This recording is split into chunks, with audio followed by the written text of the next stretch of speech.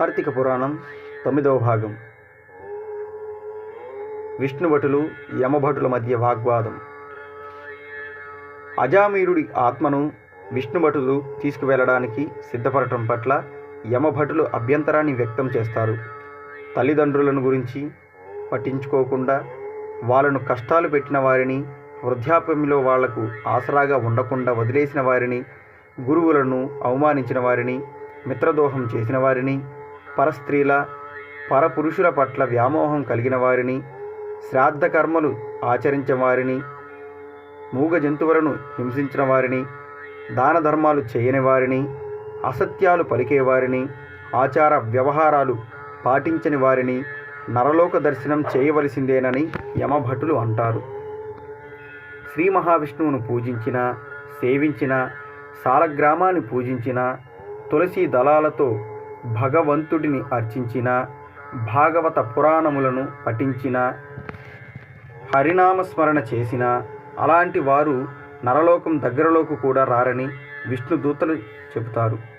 ఎవరు ఎలాంటి పాపాలు చేసినా అవసాన దశలో విష్ణునామస్మరణ చేయటం వలన అన్ని పాపాలు నశించి విష్ణు లోకంలో స్థానం లభిస్తుందని అంటారు. తన ప్రాణాలు పోతుండగా అజామీలుడు శ్రీహరి నామస్మరణ చేయటం వలన ఆయనను విష్ణు లోకానికి తీసుకెళ్లడానికి వచ్చామని చెబుతారు. ఆత్మగా ఉండి ఈ తతంగమంతా చూస్తున్న అజామీలుడు ఆశ్చర్యపోతాడు. తన కుమారుడి పేరు నారాయణ అని చనిపోవడానికి ముందు తాను కుమారుడిని పిలిచాననే విషయం ఆయనకి గుర్తు ఉండదు. తాను ఎప్పుడు భగవంతుడి నామస్మరణ చేశానా అని ఆలోచనలోనే పడతాడు.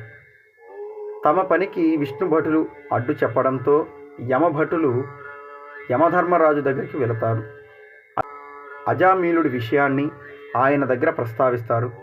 అక్కడ ఏం జరిగిందనేది దివ్య దృష్టి ద్వారా యమధర్మరాజుకు అర్థమైపోతుంది.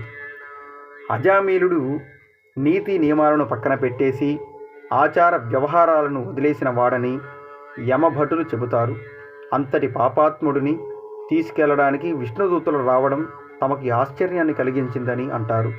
అందుకు కారణం అడిగితే అతను విష్ణునామస్మరణ చేశాడని అంటున్నారని చెబుతాడు. అందుకే